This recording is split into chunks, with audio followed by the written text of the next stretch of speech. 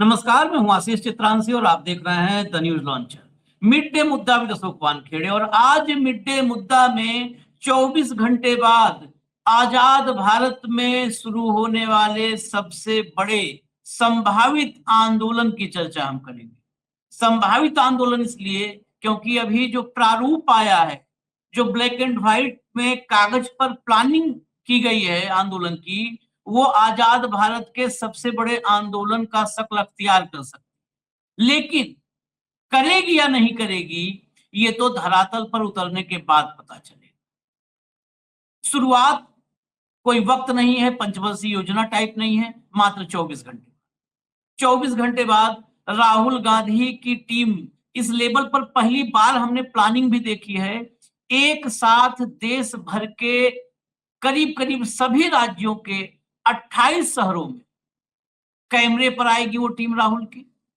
दिल्ली से या देश के अलग अलग हिस्सों में मौजूद बड़े नेता, बड़े चेहरे, उनको इन 28 शहरों में भेजा गया। कहीं सुप्रिया, कहीं पवन खेड़ा, कहीं गौरव गोगोई, सारे नाम ऐसे ही छांटे गए और ये एक साथ कैमरे पर कल आएंगे पूरे देश में। अक्सर हम कहते रहे ना कि आप देखिए, फर्जीवाड़े पर, मतलब फर्जी खबरों पर, अफवाह पर, प्रोपेगेंडा पर भाजपा कैसे बड़ी प्लानिंग करती है, एक साथ देश भर में प्रेस कॉन्फ्रेंस करना। पहली बार कांग्रेस उस रास्ते पर जा रही है। जब एप्स्टीन फाइल्स में नाम आया था तब हमने कहा था कि देश भर के अलग अलग शहरों में एक साथ पीसी करनी चाहिए। आज कांग्रेस वो करती नजर आ रही है। एक साथ 28 नेता प्रेस कॉन्फ्रेंस करेंगे 28 शहरों में और उसी वक्त देश के सबसे बड़े आंदोलन की शुरुआत हो जाएगी देश भर के 800 से ज्यादा शहरों में। एग्जैक्ट अगर मैं नंबर कहूं तो हो सकता है एक आध ऊपर नीचे हो। 862 शहरों में आंदोलन शुरू हो जाएगा कांग्रेस का, 862 शहरों में। ये 862 शहर देश भर के हर हिस्से में है, पूरे देश में कोई हिस्सा अछूता नहीं होगा। और वहां एनएसयूआई, यूथ कांग्रेस, ये तो होंगे ही होंगे, लेकिन जो दिल्ली से आलाकमान ने आदेश जारी किए हैं, उस आदेश के मुताबिक जो मुख्य कांग्रेस है, मेन बॉडी है कांग्रेस की, जिला इकाइयां हैं, शहर इकाइयां हैं, वो भी इसमें शामिल होंगी। क्योंकि अब तक आप जो देख रहे हैं आंदोलन, उसमें सिर्फ एनएसयूआई और यूथ कांग्रेस, उदय भानु और जाखड़, यही दो नजर आते हैं। लेकिन अब जो मेन बॉडी है, वो मेन बॉडी भी इस आंदोलन का हिस्सा बन जाएगी और सभी 862 जिला इकाइयां, शहर इकाइयां इसमें शामिल होकर के आंदोलन को आगे बढ़ाएंगे। ये आंदोलन 9 अगस्त तक अलग अलग जिलों में, शहरों में कंटिन्यू चलता रहेगा। 25 जून से 25 जुलाई, 31 जुलाई मतलब पूरा जुलाई, तो 31 दिन उधर, 5 दिन इधर, 31 5 36 दिन, और फिर 9 दिन, 36 और 9 45 दिन, करीब करीब 45 दिन तक ये आंदोलन चलेगा। फिर 9 अगस्त को अगस्त क्रांति दिवस और दिल्ली चलो का नारा पूरे देश से हुजूम जनजी का, वो दिल्ली का रुख करेगा। अगर 5% भी जो देश भर में आंदोलन में शरीक लोग होंगे, उसमें से 5% भी दिल्ली का रुख कर गया, तो आप अंदाजा लगाइए दिल्ली की हालत कैसी होगी और मोदी की हालत कैसी। तो इस आंदोलन का पूरा ब्यौरा हम आपके सामने रख रहे हैं और कल ही प्रेस कॉन्फ्रेंस होगी। हो सकता है बहुत सारे आप दर्शक हैं उनमें, उनके शहरों में भी हो, तो आप उस पर ध्यान भी रखिएगा कि कहां पर है, क्या प्लान है। भाऊ को लाइए, फिर मैं इस कार्यक्रम के सारी डिटेल बताता हूं। स्वागत है भाऊ, लाइए भैया, हेडलाइन लाइए। कांग्रेस का बड़ा यूथ आंदोलन, पेपर लीक पर 25 जून से देशव्यापी प्रोटेस्ट, 9 अगस्त को दिल्ली चलो। जरा खबर के भीतर चलिए, थोड़ा डिटेल इसकी देखिए और इसके बाद में सब एक एक नाम कौन किस शहर में जा रहा है पूरी डिटेल आपको देंगे।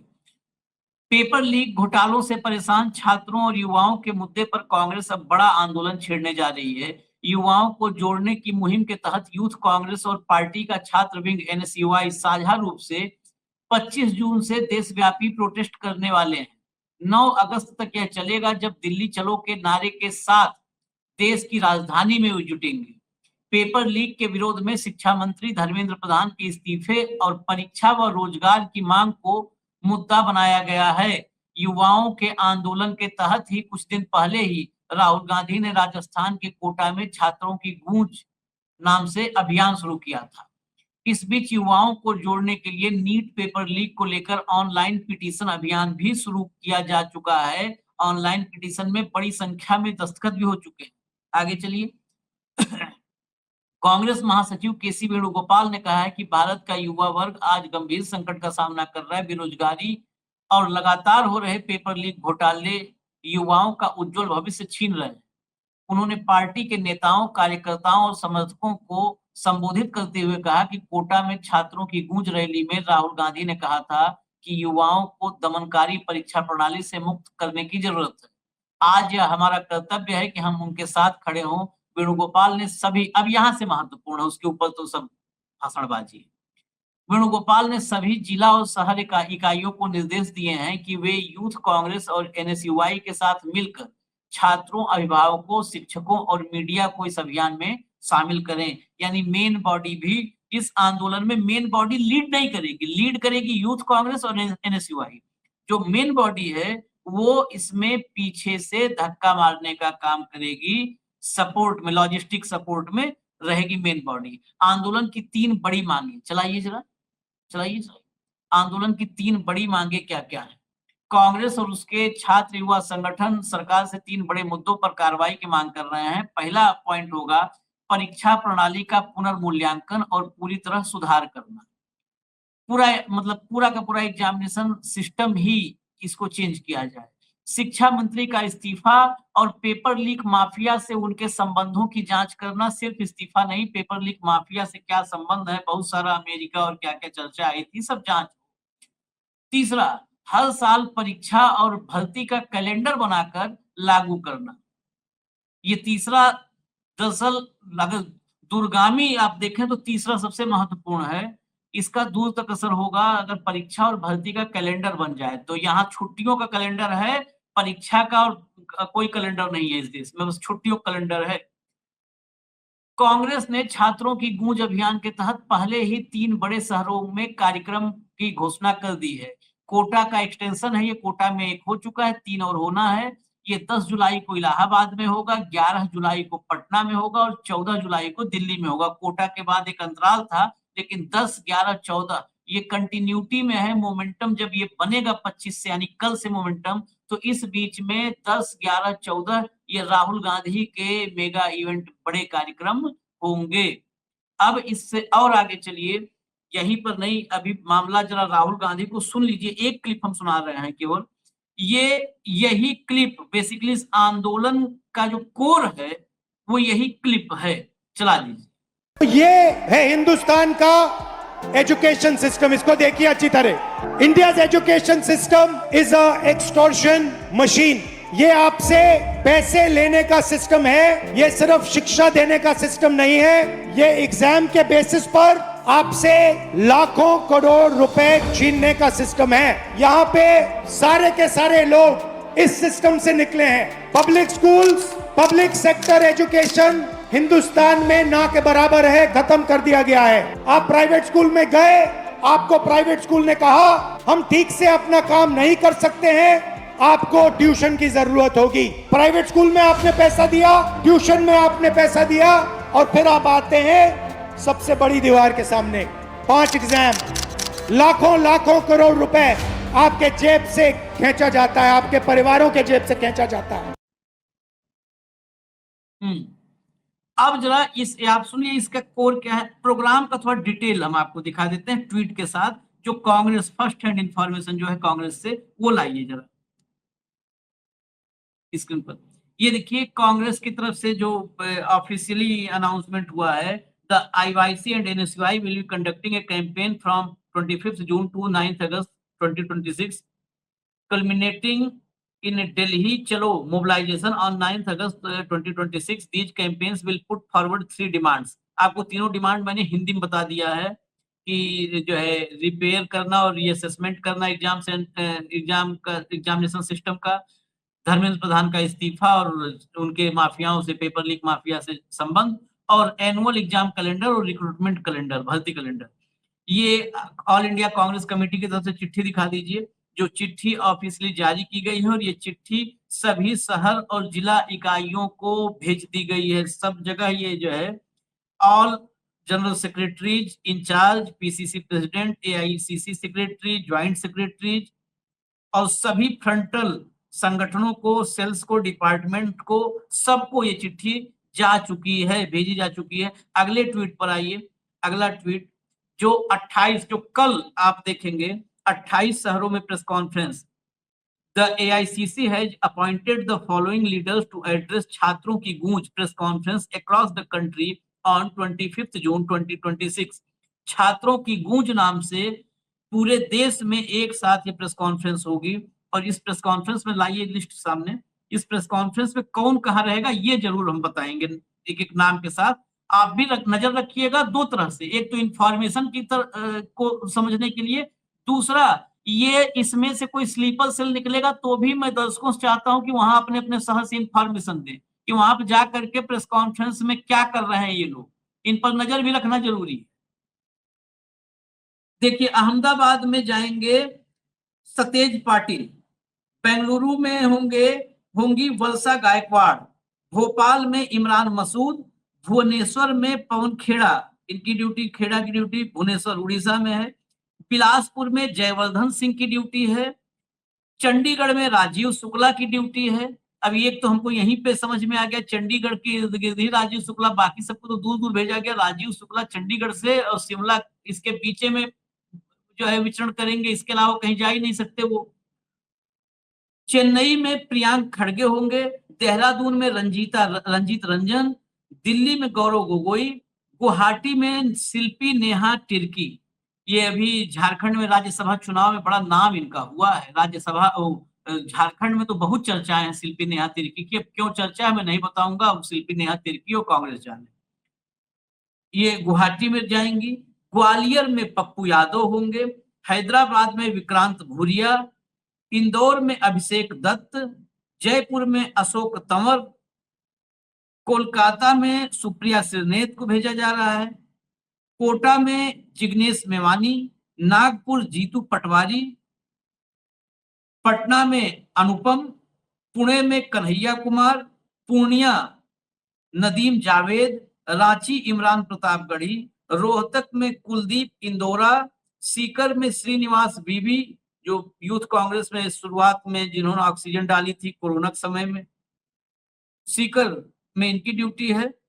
श्रीनगर में उदय भानु चिप, त्रिवेंद्रम में कन्नन गोपीनाथन, विजयवाड़ा में रागिनी नायक की ड्यूटी है, इलाहाबाद में उमंग सिंगार, और मेरठ में राहुल कसवा, जो राजस्थान से तगड़ी जीत हासिल करके आए थे, भाजपा को बड़ी चोट दी थी राहुल कसवा ने, वो राहुल कसवा यहाँ पर है। ये 28 शहर और 28 नाम, करीब करीब पूरा देश कवर है। कुछ राज्य हो सकता है इसमें अछूते हों, लेकिन जो आंदोलन है उसमें कोई राज्य अछूता नहीं है, उसमें सब कवर किया गया।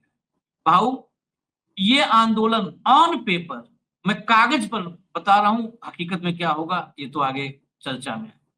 ऑन पेपर मुझे लगता है कि कांग्रेस का सबसे बड़ा आंदोलन नजर आ रहा है। इससे बड़ा आंदोलन आजादी के बाद मैं ऑन पेपर भी नहीं देखा, जहां 800 जिलों के लिए एक साथ प्लानिंग हो, 862 जिला और शहर इकाइयों की। जमीन पर कितना उतरेगा और उतरेगा तो क्या होगा, अगर उतर गया तो क्या होगा? मुझे लगता है आशीष जी कि कांग्रेस का सेल्फ कॉन्फिडेंस ही खत्म हो गया था बीच में।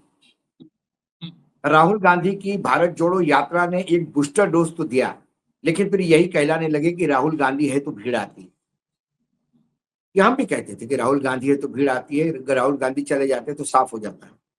लेकिन नीट पेपर के लीक होने के बाद और सीबीएसई का जो कांड हुआ पेपर चेकिंग का, उसके बाद यूथ कांग्रेस और एनएसयूआई ने जो 20-25 शहरों में गदर मचाया, और उसके बाद कोटा का ये अभियान ने कांग्रेस को एक नए रोड मैप पे लाके खड़ा कर दिया है। हम बार बार कहते कि अब इस देश में, मुझे माफ कीजिएगा यदि किसी को लगे, न्यायपालिका को बुरा लगे, तो हमारी गर्दन हम तैयार रखे हुए हैं नपने के लिए भाई। लेकिन इस देश का जब चुनाव आयोग से विश्वास उड़ गया, न्यायपालिका से विश्वास उड़ गया, ऐसे में यदि लोकतंत्र को बचाना है, संविधान को बचाना है, तो जन जागरण करना होगा, रास्ते पे उतरना होगा। और लग रहा था कि लगातार 60 साल सत्ता में रहने के बाद कांग्रेस विपक्ष की भूमिका भूल तो नहीं गई, या विपक्ष के साँचे में ढल नहीं पा रही। अकेले राहुल गांधी इश्यूज उठाते थे, हमने अक्सर देखा, चाहे नोटबंदी का हो, चाहे कोविड का हो, चाहे जीएसटी का हो, चाहे चीन का हो, चाहे लॉकडाउन का हो, और बस उन्हीं के साथ 2-4 इधर उधर से ट्वीट आ गए, 2-4 स्टेटमेंट आ गए। ये नीट में जो ये फ्रंटल ऑर्गेनाइजेशन है कांग्रेस के, स्टूडेंट विंग, यूथ विंग, इन्होंने जो गदर मचाया वो पुराने कांग्रेस का समय वापस आया, ऐसा मतलब कम से कम जनता के बीच में जाके।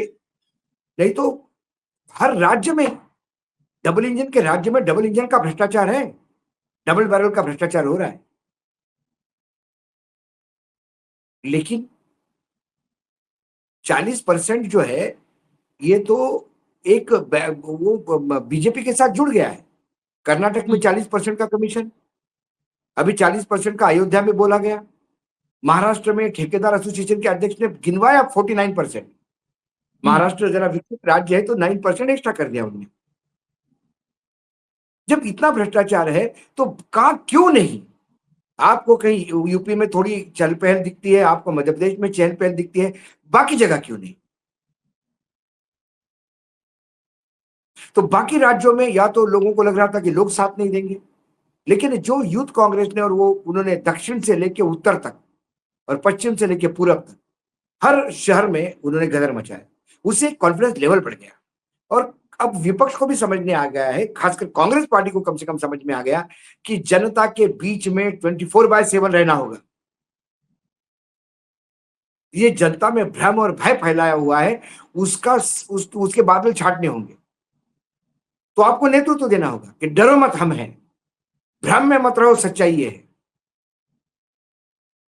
और इसके लिए यदि रास्ते पे उतरना है तो मुझे लगता है कि इतनी बड़ी एक्सरसाइज शायद पत्रकारिता में आने के बाद कांग्रेस की इतनी बड़ी एक्सरसाइज तो हमने पहली बार देखी मेरे पत्रकारिता के कार्यकाल में, कि एट अ टाइम 800 राज्यों में। ये बीजेपी करते आ रही है। बीजेपी तो जो काम नहीं किया उसका झूठ का प्रचार भी वो ऐसे ही डंके की चोट पे करते।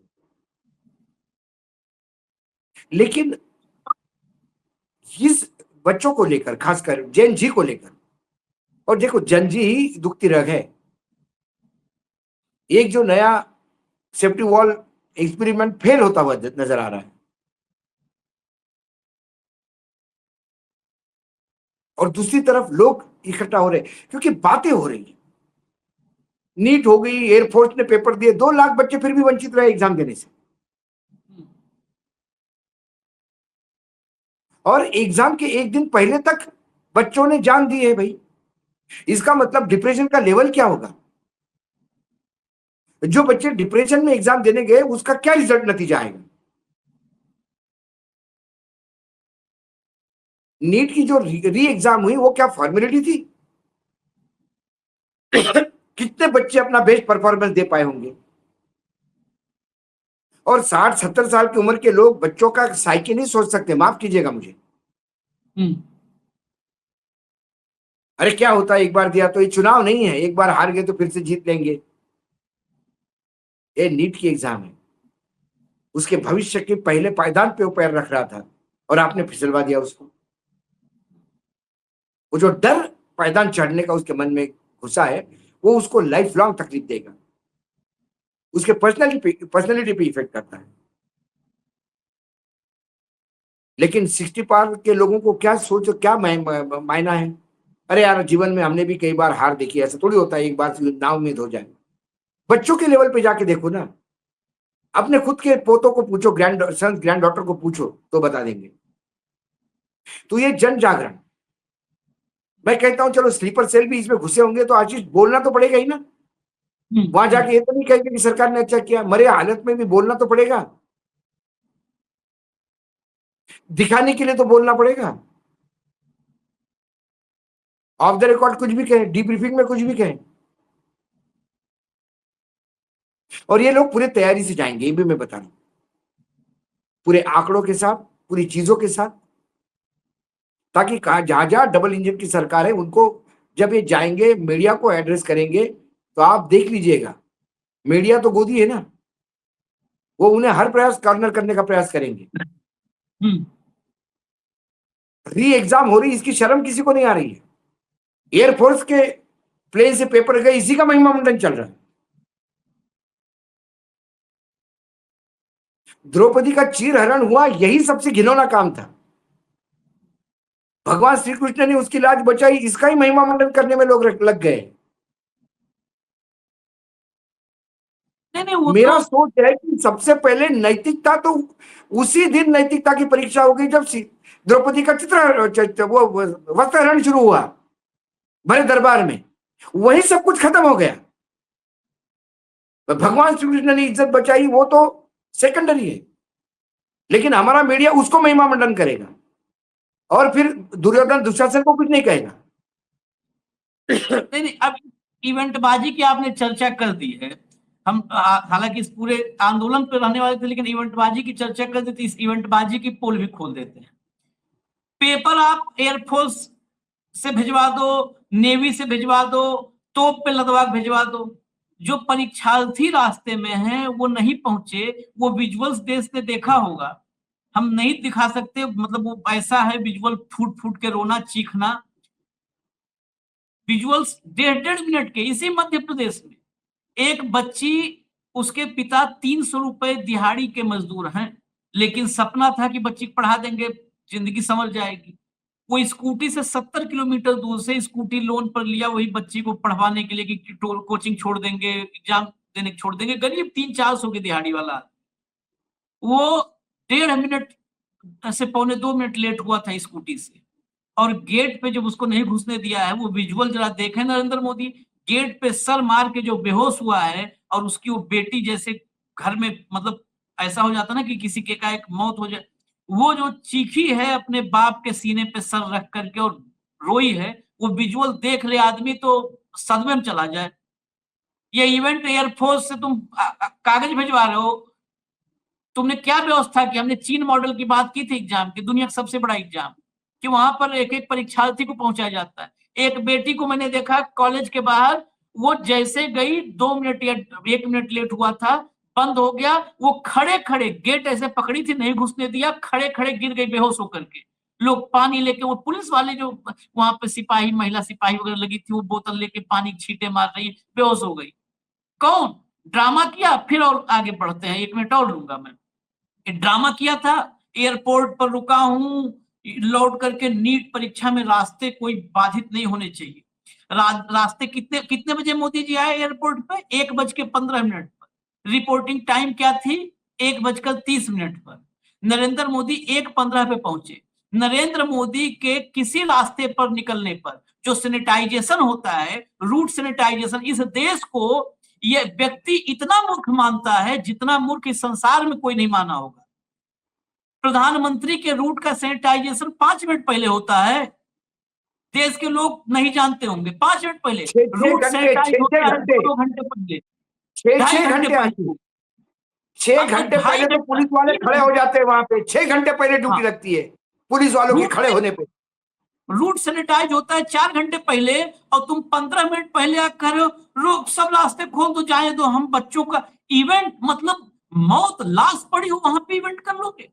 एग्जामिनेशन में बच्चे परेशान, वहां पे इवेंट कर लिए। सारे चाटुकार, इन्होंने क्या पत्रकार है, कोई पता नहीं है कि सैनिटाइज कैसे होता है रूट, सबने लिख दिया। मोदी जी की महानता देखिए, परीक्षा के लिए एयरपोर्ट पे बैठे हैं, ऐसा लग रहा था कि चौराहे पे 46 डिग्री टेम्परेचर में बैठे हैं, कहीं बूट पॉलिश वाले के स्टूल पर।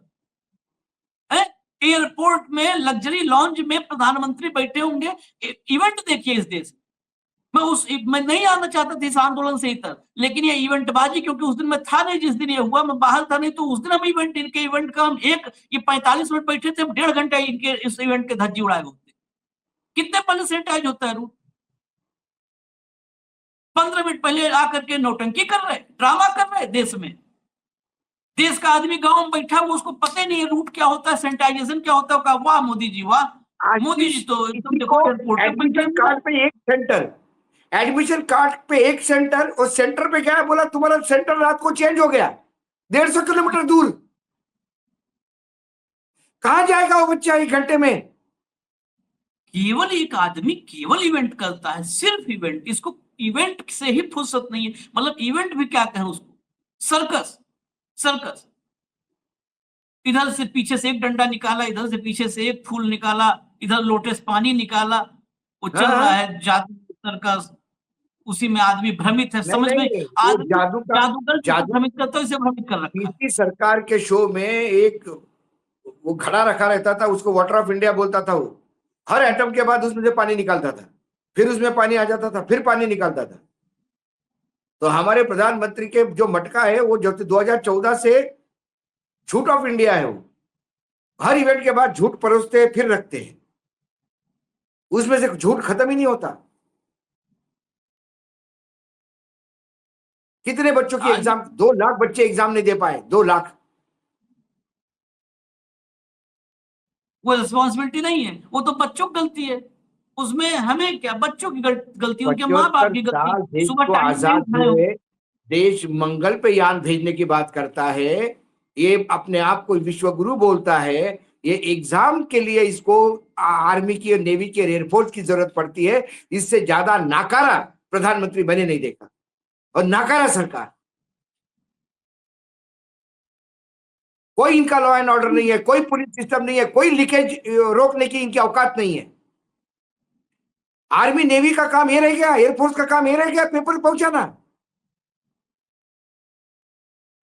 किस लेवल को लाके रख दिया देश को आपने?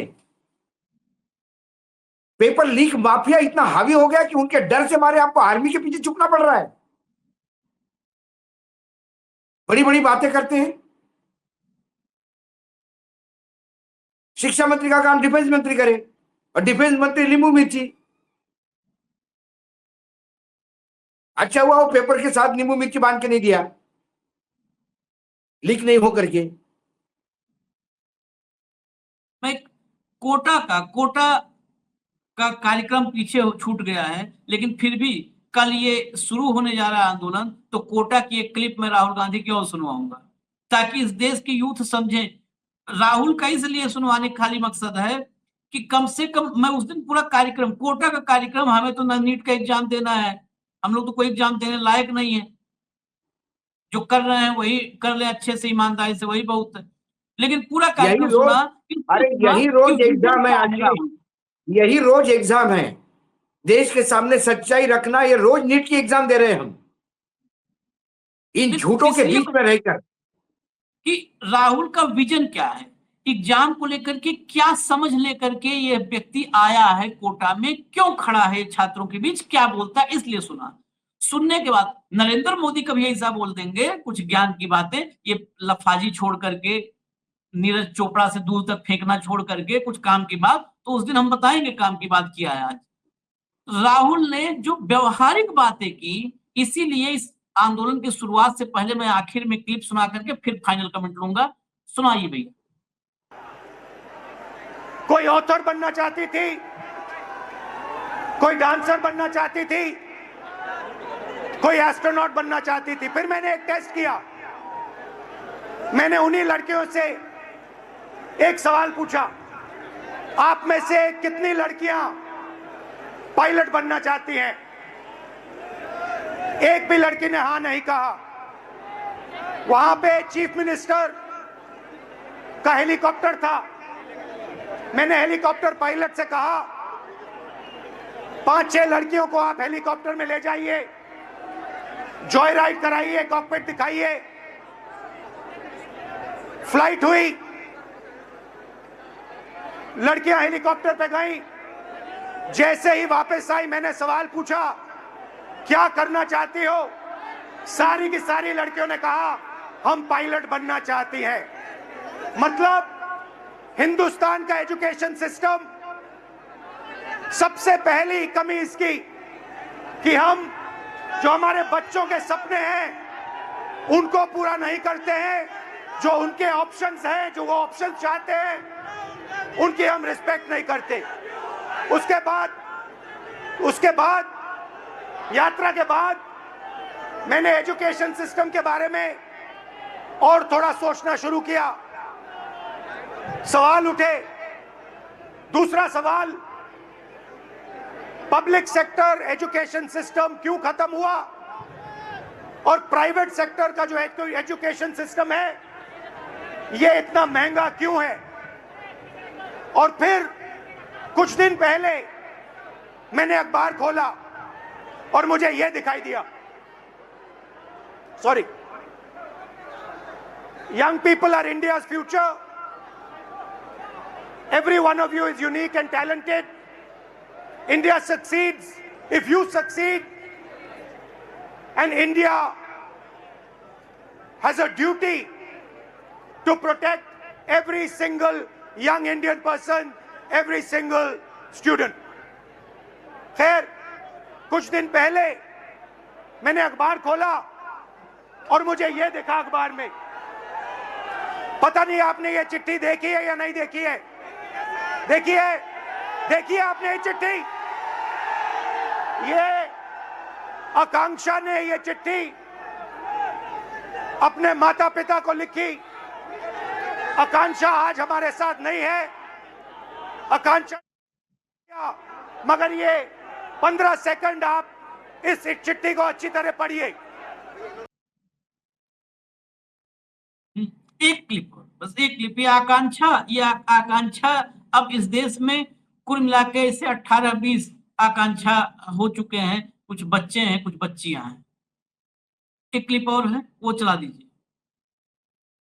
आशीष जी, री एग्जाम के पहले 2 दिन इंदौर में फिर एक लड़की ने जान दी।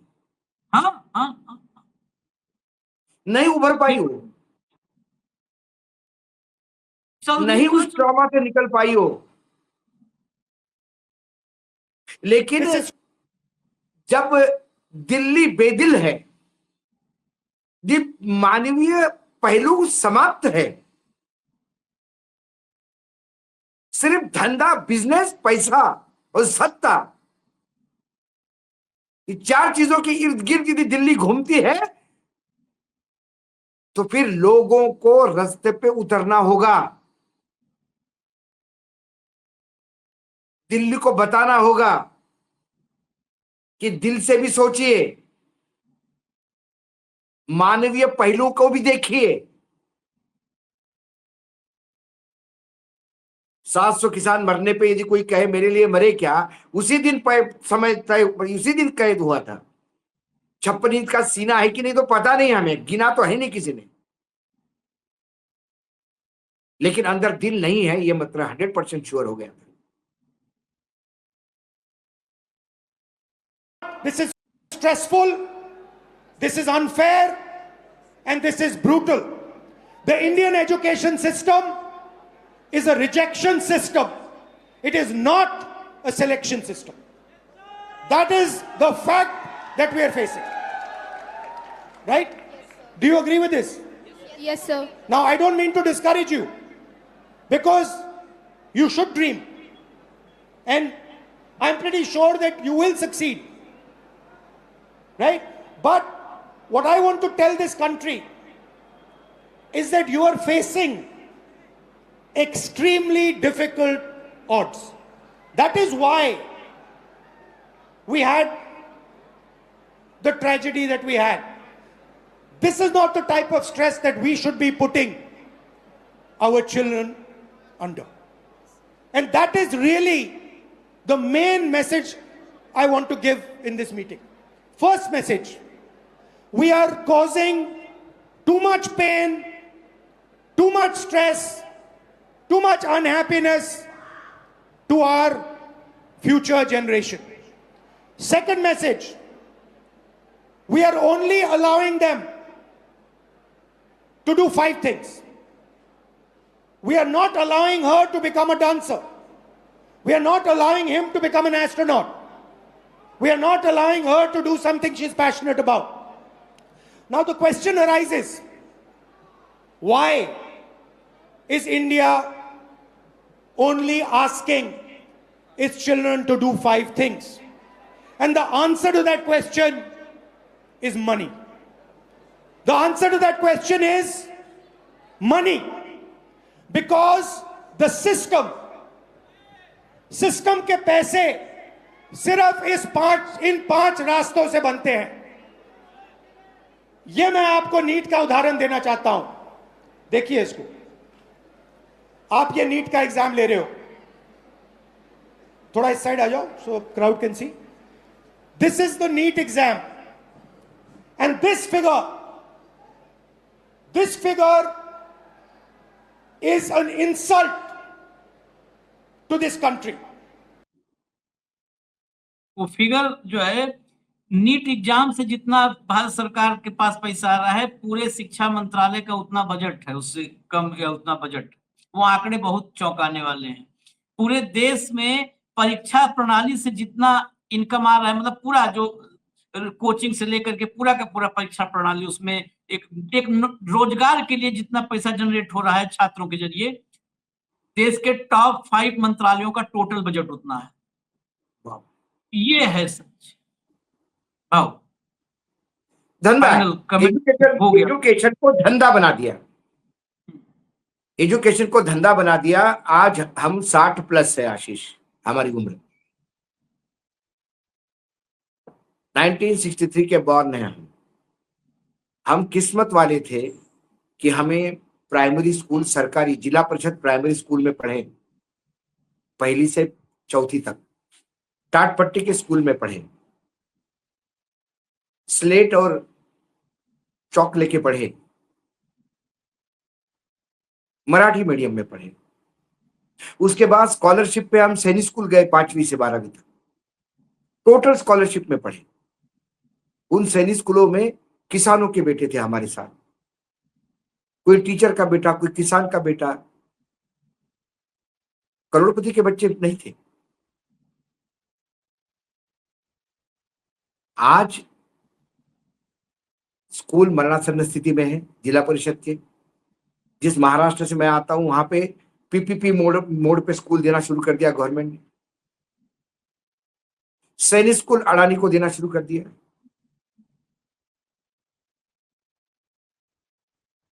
सैनिक स्कूल की फीस इतनी बढ़ गई है कि किसान का बेटा, प्राइमरी टीचर का बेटा सोच भी नहीं सकता सैनिक स्कूल जाने का, क्योंकि सरकार ने स्कॉलरशिप के पैसे कम किए. एजुकेशन ने आपने अधिकार दिया है. राइट टू एजुकेशन है, शिक्षा का अधिकार है. अधिकार तो दिया, उस अधिकार को प्राप्त करने के लिए साधन नहीं है. सरकार दे, प्राइवेट स्कूलों की फीस सरकार भरे.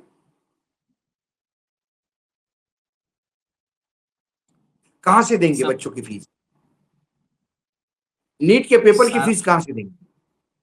किताबें इतनी महंगी हो गई, कहां से दें? स्टेशनरी में जाके देखिए, नोटबुक कितनी महंगी हो गई. जिसके घर में 2 बच्चे पढ़ रहे हैं, उसका कितना बजट एजुकेशन पे यदि उसको देना है तो कितना जाता होगा. कभी सरकार ने इस पहलू पे बात की? एक मध्यम वर्गीय आदमी जिसकी तनख्वाह 30,000 रुपए है, 1,000 रुपए रोज की, वो किराए का घर, किराने का सामान, अपने माँ बाप का इलाज और बच्चों को एजुकेशन, क्या इसमें कर पाएगा? क्या सरकार ने कभी स्टडी की? 2.5% हमें हमारी जीडीपी का 2.5% हमें एजुकेशन पे देना था. ये बात आज से 10-12 साल पहले तय हुई थी. कहां हो गया? कितना जीडीपी का हम एजुकेशन पे खर्चा कर रहे हैं, जो बेसिक नीड है इस देश की. सबसे पहले एजुकेशन. अच्छी शिक्षा दोगे तो अच्छे किसान पैदा होंगे, अच्छे कर्मचारी पैदा होंगे, अच्छे साइंटिस्ट पैदा होंगे. वही मट्ठा डाल दिया इन्होंने, क्योंकि इनको अपने से भी अनपढ़ और कुपढ़ फौज चाहिए, फुट सोल्जर चाहिए. इसलिए शिक्षा के लिए छत्तीसगढ़ गवर्नमेंट ने सर्कुलर निकाला कि सरस्वती वंदना होगी, ये वंदना होगी, ये पूजा होगी, ये अर्चना होगी। कहां किस शिक्षा मूर्खता के कार्य में जा रहे का हैं? कोई शिक्षा का संघियों का कोई लेना देना नहीं है। अब कल से देखते हैं युवाओं का कैसा जो है जुड़ाव होता है इस आंदोलन से, और इस आंदोलन को कैसे कांग्रेस धरातल पर उतारती है, क्योंकि राहुल की प्लानिंग का एग्जीक्यूशन यही सबसे महत्वपूर्ण होगा, जिस पर नजर रखनी होगी। हमें इजाजत दीजिए, क्योंकि अगला कार्यक्रम भी बहुत महत्वपूर्ण हो लेकर के आ रहे हैं। धन्यवाद भाऊ, बहुत बहुत धन्यवाद, नमस्कार।